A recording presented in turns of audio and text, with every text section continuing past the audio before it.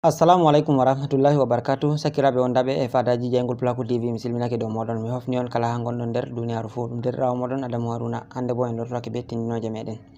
Tindinore nde garɗen en tindina ɗum hala dede ko larani hala adress mail, lawol ngol a tokkata a déconnecta adress mail goɗɗo ha dow téléphone maɗa, ma bo an to a wari a sendiran be téléphone maɗa, lawol ngol a tokkata a désactive adress mail maɗa dow téléphone man, Heddeko a sendira be maga to a sahanga goɗɗo, to a sorananga goɗɗo. Ɗuɗɓe nder moɗo ɗo ƴamtomi dede tindinore may ɗo. Ɗuɗɓe nder meɗen ɗon giɗa be probléme man bo a tawa soda téléphone ha goɗɗo, téléphone 𝐷𝐵𝐚𝐵 tan a sodanga ha goɗɗo, sai a wara a tawa adress mail mako ɗo connecté ha dow téléphone man. A habda ha itta ngel dede a connecta je maɗa, sai a tawa ɗum saldorima. Ɗuɗɓe nder meɗen mari haaje tindinore lawol ngol tokkata désactive adress mail oya man ɗo. Hanayi a naftira be adress mail goɗɗo, hani a naftira be adress mail maɗa je hore maɗa. E nonnon yake fere bo an be hore maɗa a waran a sahan goɗɗo téléphone maɗa, ma bo a soranga, sai a tawa a désactive adress mail maɗa. Fanni a désactive adress mail maɗa bo to dilli o accanimo téléphone may ni, to yahi o wilaya adress mail may ɗo, wartan kala dede ko a sigino ha adress mail maɗa, dede sirriji maɗa, to ɗum photoji vidéoji ɗi pat ma jo yahan o tawaɗi e photoji ɗi a tammi filmugo ɓawo dede ko ɓe tammi yerɓango magal ton magal adress mail may ni, to ha ɗum soɓe gatake adress mail ɗo wartai mo yiya ɗum dede wakkatire nde o mari haaje fu. E nden bo ɗum hunde tinde nde sirri nde hanayi goɗɗo anda, sa alakino ɗum an may tan andata ɗum. To dalila may ɗo mi wi hani mi wanna en vidéo mi tindina en kala on mo sendirta be téléphone muɗum fu tabbitina to formatai téléphone muɗum ni to désactive koda adress mail muɗum tan, a désactive adress mail maɗa ha dow téléphone may, Heddeko a hokkamo ga, a yaha a wila adress mail maɗa man ɗo.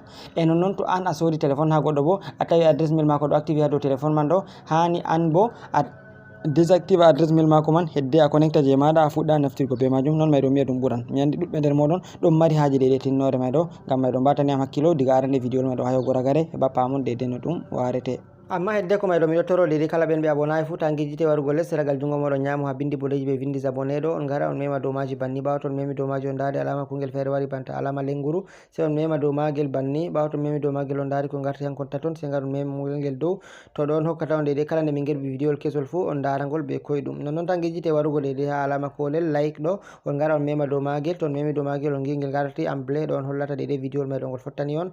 Tangijite warugo ha less babal commentary on accira min commentary je encourage min heɓa min gata ko waddunogon vidéoji tilimɗi. Nonnon miɗo toro on tangijite warugo dede ha babal alama sharing ma bo partage ɗo on partage lien vidéo may ɗo ha nder groupe ji moɗon WhatsApp, Facebook, Telegram e ko nandi be majum, heɓa sakiraɓe ɗuɗɓe nasta ndara mbotoro be majum.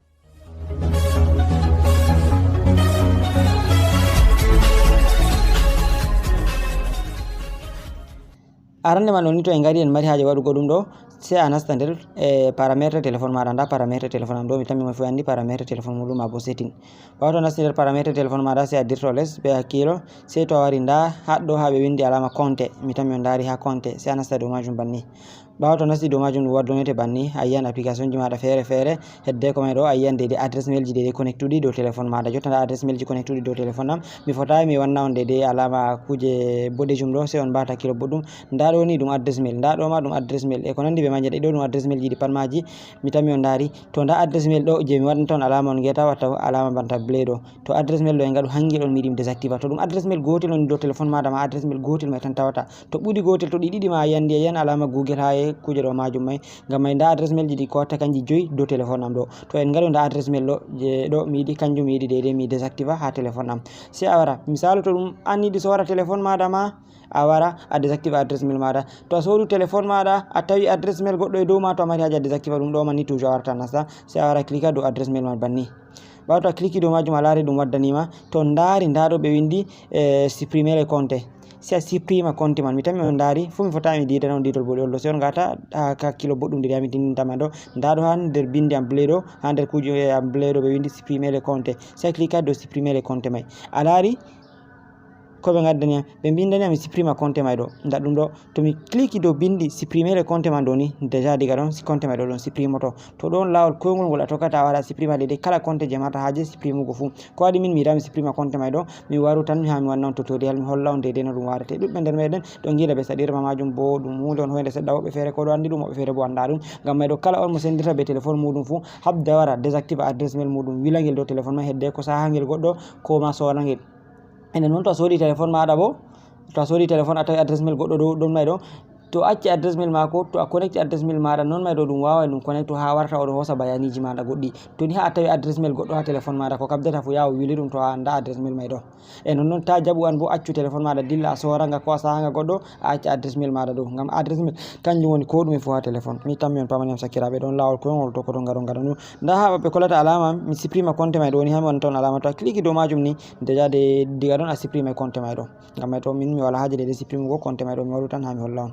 Mi tammi on pami, ngam may ɗo ta gejjite waɗugo like e comment, non ta gejjite partage ugo len vidéo may ɗo heɓa sakiraɓe ɗuɓɓe nasta ndara. On jarama ɗum derrawo moɗon Adamu Haruna. Non to on dari dede publicité ji ha aran vidéo ji amin ko chaka maji ko ragare kabde useni gaɗete ko larugo vidéo may ɗo, sei to ɗum timmi hedde ko on continue larugo vidéo may ɗo. On jarama sei to fotti ha vidéo tammingol warugo yeso. Assalamu alaikum.